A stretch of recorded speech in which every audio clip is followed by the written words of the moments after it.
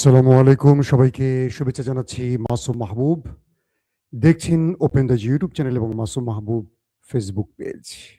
পৃথিবীর বহু দেশ থেকে আপনারা দেখছেন। আমি দেখতে পাচ্ছি কানাডা থেকে মঞ্জুরুল হাসান,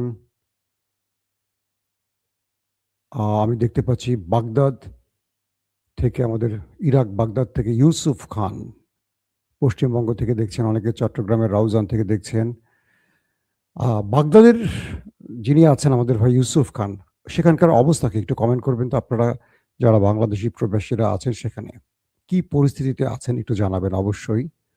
ইতালি থেকে দেখছেন, কক্সবাজার থেকে দেখছেন, সৌদি আরব থেকে দেখছেন, মালয়েশিয়া থেকে দেখছেন, বগুড়া থেকে দেখছেন, সন্দ্বীপ থেকে দেখছেন, গাজীপুর থেকে দেখছেন। ওকে দর্শক, আমার কাছে আজকে অনেকগুলো গুরুত্বপূর্ণ খবর আছে। প্রথম যে শিরোনামটি আমি আপনাদের শোনাতে চাই সেটা হলো, ডোনাল্ড ট্রাম্প অবশেষে পরাজয় মেনে নিলেন এবং সেই পরাজয় মেনে নিয়ে কি শর্ত দিল ইরানকে। আবার ইরান সেই শর্তের আলোকে কি শর্ত দিল মার্কিন যুক্তরাষ্ট্রকে। পাশাপাশি আজকে প্রথম ভিডিওতে যেটা বলেছিলাম, ডিমোনাকে যে লন্ড ভন্ড করলো খামিনি বাহিনী, তার সর্বশেষ অবস্থাকে একটু ফুটেজও দেখানোর চেষ্টা করব। জানি না কোন বিপদ আসে ঘাড়ে। আসেন আমরা আপনাদেরকে প্রথমে একটু ফুটেজ দেখানোর চেষ্টা করি, তাহলে হয়তো আপনাদের মনটা একটু ভালো লাগবে যে কালকে ইরান ডিমোনার সাথে কি আচরণ করেছে। একটা মানে মিসাইলের বৃষ্টিটা এক নজর দেখে আসলে মনে হয় ভালো লাগে না? কি বলেন আপনারা? আসেন আমরা একটু মিসাইল বৃষ্টি দেখে আসি যে নেতা কাকুর ডিমোনার সাথে কি করেছে ইরানের মিসাইল ড্রোন।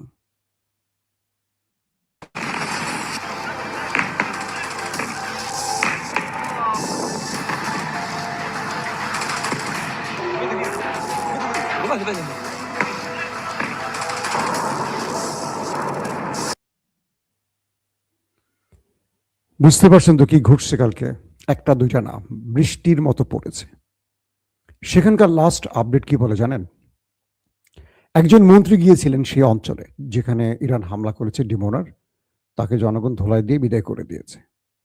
বলছে, আমরা তো ভালোই ছিলাম, তোমরা এই যুদ্ধটা ছড়িয়ে দিয়ে এখন আমাদের ঘুম হারাম করে দিয়েছ। হাসপাতালগুলোতে ভরে আছে আমাদের জনগণ, কি আছে বা কি লাভ এখান থেকে তোমরা তুলেছ? তোমরা ইচ্ছে মতো লড়াই শুরু করে আমাদের সাধারণ জীবনকে ভয়ঙ্কর পরিণতির দিকে নিয়ে গেছো। লাস্ট আপডেট বলছে যে ডিমোনাতে যে অ্যাটাকগুলো ইরান করেছে, এটা যুদ্ধের মানে এই যে লাস্ট ফেজে যে যুদ্ধটা হলো 28 ফেব্রুয়ারি থেকে শুরু হয়ে এই যাবৎকালের সবচেয়ে বড় হামলা ছিল। ফুটেজই তো বুঝতে পারছেন যে কি হারে মিসাইলগুলো ঢুকছে।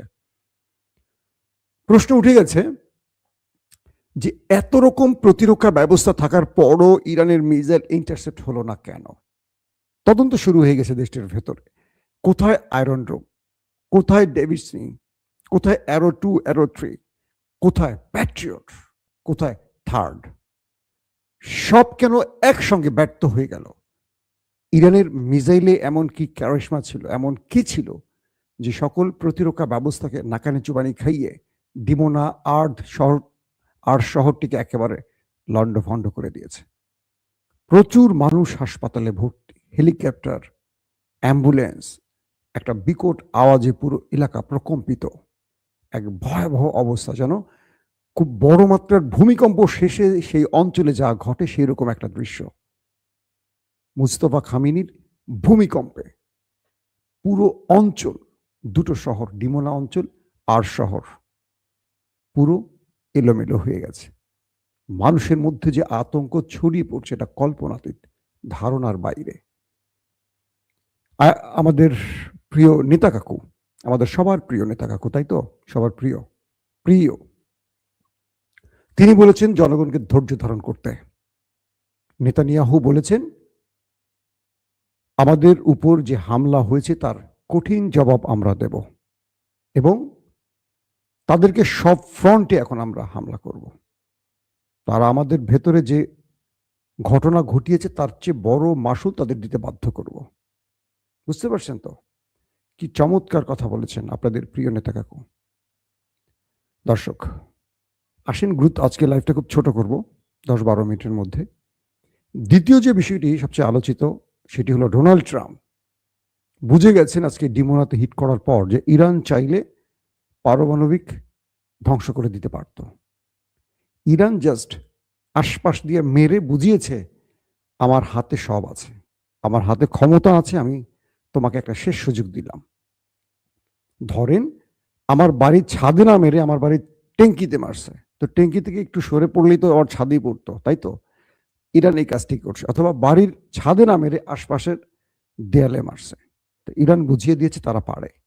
তো আমেরিকা যখন বুঝলো, বা ওই নেতা কাকু যখন আমেরিকাকে বলল এটা কি করে সম্ভব, এতগুলো স্তরে আমাদের প্রতিরক্ষা ব্যবস্থা, যেটা শুরুতে বললাম, তাদের কতগুলো আছে, ডেভিড স্লিং, তাদের আছে আয়রন ডোম, অ্যারো 2, অ্যারো 3, প্যাট্রিয়ট আছে থার্ড।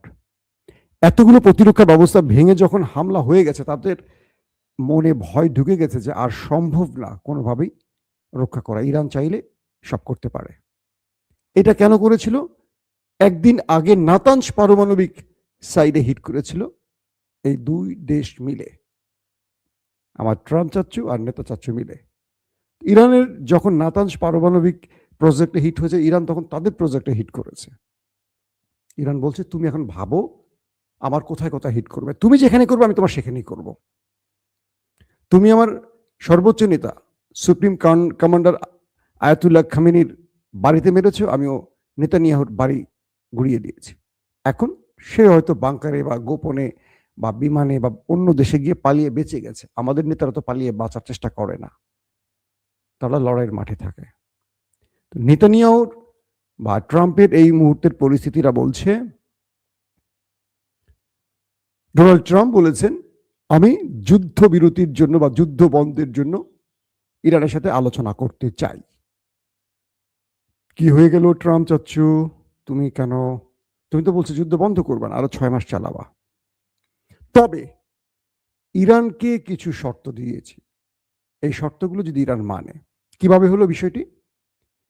স্টিভ উইটকফ এবং কুশনার, ট্রাম্পের জামাতা, দুজনকে ওমানে পাঠানো হলো আলোচনার জন্য। ওমান মধ্যস্থতা করবে ইরান এবং আমেরিকার মধ্যে। স্টিভ উইটকফ এবং কুশনার দুজনে গেলেন সেই ওমানের কাছে। এই মুহূর্তে ওমানের সাথেই মধ্যপ্রাচ্যের ইরানের ভালো সম্পর্ক আছে, আগে ছিল কাতারের সাথে। তো বাকি দেশগুলোকে ধোলাইটা একটু বেশি দিয়েছে, তো সম্পর্কটা একটু খারাপ হয়ে গেছে। তো তাদের কাছে খুলে বলল, নাম্বার 1 শর্ত আমেরিকার যে এই যুদ্ধ বন্ধ হবে কখন? যদি ইরান হরমুজ প্রণালী খুলে দেয়। 2, 5 বছরের জন্য ইরান আর কোনো মিসাইল প্রোগ্রামে কাজ করবে না। এই যে ব্যালিস্টিক মিসাইলগুলো বানাচ্ছে আর এগুলো দিয়ে নেতা কাকুর পাশা লাল করে দিচ্ছে, 5 বছরের জন্য সকল মিসাইল প্রোগ্রাম বন্ধ থাকবে। আহা হা হা, চমৎকার। 3 নম্বর প্রস্তাব দিয়েছে যে ইউরেনিয়াম আর মানে যেই পারমাণবিক বোমার জন্য যে ইউরেনিয়াম, এটা আর বাড়াতে পারবে না ইরান। এটাকে এখন সীমিত করবে, কমিয়ে ফেলবে, আস্তে আস্তে একদম কমিয়ে ফেলবে, আর বাড়ানো যাবে না। তারপরে শর্ত দিয়েছে যে সেন্ট্রিফিউজগুলো আছে পারমাণবিক বোমা বানানোর জন্য, মাটির অনেক গভীরে, ইরান কয়েকশো ফুট নিচে যে বিশাল মিসাইল নগরী বানিয়েছে যেখানে সেন্ট্রিফিউজগুলো আছে, এই জিনিসগুলো সব বন্ধ করে দিবে ইরান। এগুলো আর সামনের দিকে এগোবে না, পুরো কাজকর্ম বন্ধ হয়ে যাবে এবং জাতিসংঘের তত্ত্বাবধানে এগুলো থাকবে। এগুলো আর ইরানের কবজায় থাকবে না, এগুলো সব জাতিসংঘের দায়িত্বে থাকবে। এবং ইরান যে মিসাইলগুলো বানাচ্ছে 2000, 3000, 4000 কিলোমিটারের, এগুলো সব বন্ধ করে দিয়ে ইরান যত মিসাইল বানাবে এগুলোর 1000 কিলোমিটারের নিচে থাকবে, এর উপরে আর যাবে না। কারণ 1000 কিলোমিটারের মধ্যে মিসাইলগুলো ইরান থেকে আর ইসরায়েলে পড়বে না। মানে কি চমৎকার! এই 1000 কিলোমিটারের মিসাইলগুলো কিন্তু গালফ কান্ট্রিতে পড়বে, মানে আরব রাষ্ট্রগুলোতে পড়বে। এটার জন্য আমেরিকার কোনো টেনশন নাই। আরব রাষ্ট্রগুলো দেখতেছে আমেরিকার সুন্দর প্রস্তাব যে ইরানের মিসাইলগুলো আমাদের দেশে পড়লে আমেরিকার কোনো সমস্যা নেই, কিন্তু এই মিসাইলগুলো যদি ওই নেতা সাহেবের বাড়িতে পড়লে এটা আমেরিকার টেনশন। তাই ইরানকে শর্ত দিয়েছে যে তোমার মিসাইল প্রোগ্রাম বা তোমার মিসাইলের রেঞ্জ 1000 কিলোমিটার অতিক্রম করতে পারবে না। তারপরে কি করতে হবে? ইরানের সকল প্রক্সি বাহিনী, হিজবুল্লাহ, তারপর হাউসি বিদ্রোহী বা হুতি বিদ্রোহী ইয়েমেনের, ইরাকের রেজিস্ট্যান্স এবং ফিলিস্তিনের হামাস, এদের সকল প্রকার সহযোগিতা বন্ধ করে দিতে হবে ইরানকে। এই শর্তগুলো কে দিয়েছে? আমেরিকার প্রেসিডেন্ট ওমানের মাধ্যমে। যে দুজন ব্যক্তির নাম বললাম, স্টিভ উইটকফ এবং জারেড কুশনার, এই দুজনের মাধ্যমে ইরানের কাছে পাঠিয়েছে। ইরান বলছে তোমার শর্তের খেতাপুরি, আগে শোনো আমি কি শর্ত দেই, তোমার শর্ত পরে, আগে আমি কি শর্ত দেই সেটা তুমি শোনো। আমার প্রথম শর্ত, মধ্যপ্রাচ্যে গালফ কান্ট্রিতে একটি মার্কিন ঘাঁটি থাকতে পারবে না। তুমি সকল ঘাঁটি বন্ধ করে দিয়ে গাট্টি গুটি বেঁধে তোমার সেনাদের তোমার দেশে ফেরত নিয়ে যাও। আমার আশেপাশে তোমার কোনো ঘাঁটি থাকবে না। যদি আরবে বা মধ্যপ্রাচ্যে বা গালফ কান্ট্রিতে কোনো ঘাঁটি থাকে তাহলে এই শর্ত আমি মানব না। মানে কোনো শর্ত বা যুদ্ধবিরতির আলোচনা হবে না। প্রথম দফাই হলো তুমি এখান থেকে যাবে, থাকতে পারবে না। দেখেন বাঘের বাচ্চা কারে বলে, দেখেন না। 2 নম্বর শর্ত দিয়েছে 90 থেকে 97 সময়তে ইরানের উপর যে নিষেধাজ্ঞাগুলো আমেরিকা চাপিয়ে দিয়েছে এ পর্যন্ত, মানে 90 বা 97 থেকে এ যাবৎ ইরানকে আন্তর্জাতিকভাবে যত শর্ত বা নিষেধাজ্ঞা চাপিয়ে দিয়ে ইরানকে একেবারে ধ্বংসের কিনারে নিয়ে গেছে, অর্থনীতির 12টা বাজিয়ে ফেলেছে, সকল নিষেধাজ্ঞা তুলে দিতে হবে। ইরানের উপর কোনো নিষেধাজ্ঞা থাকবে না। ইরান তার তেল, জ্বালানি, গ্যাস বা সবকিছু বিশ্ববাজারে ওপেন বিক্রি করবে, কোনো বাধা সৃষ্টি করতে পারবে না।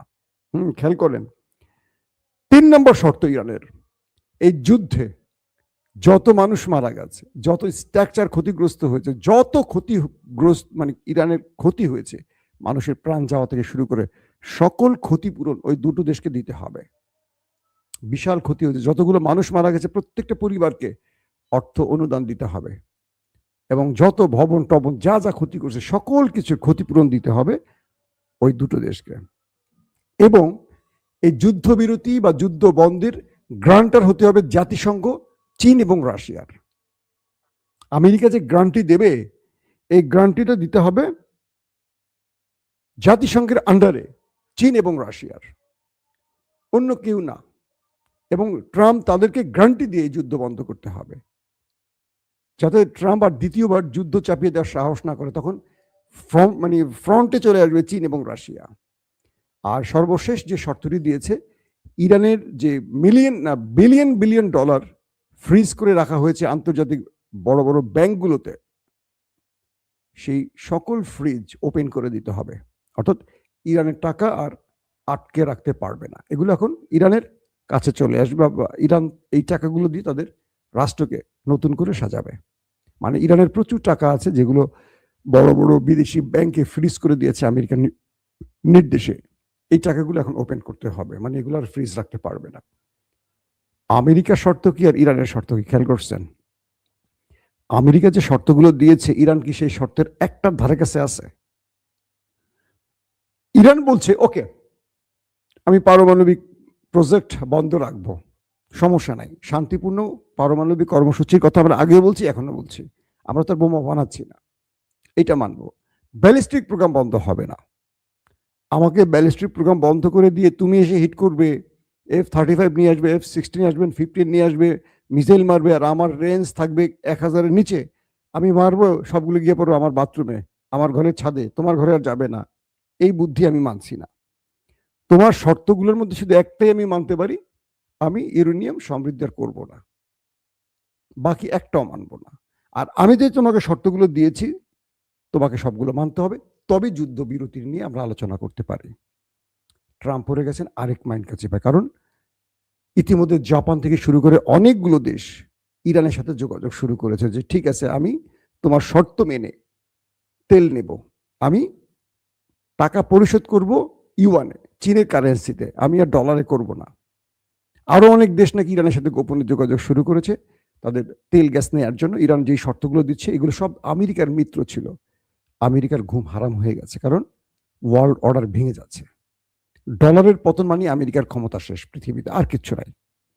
এটা রাশিয়ার কারেন্সি কিংবা ইরানের কি বলে চীনের কারেন্সিতে চলে যাওয়া মানে বিশ্বমোড়ল থেকে ছিটকে পড়া আমেরিকা। এই পরিস্থিতিতে এখন আমেরিকা মহা টেনশনে পড়ে গেছে।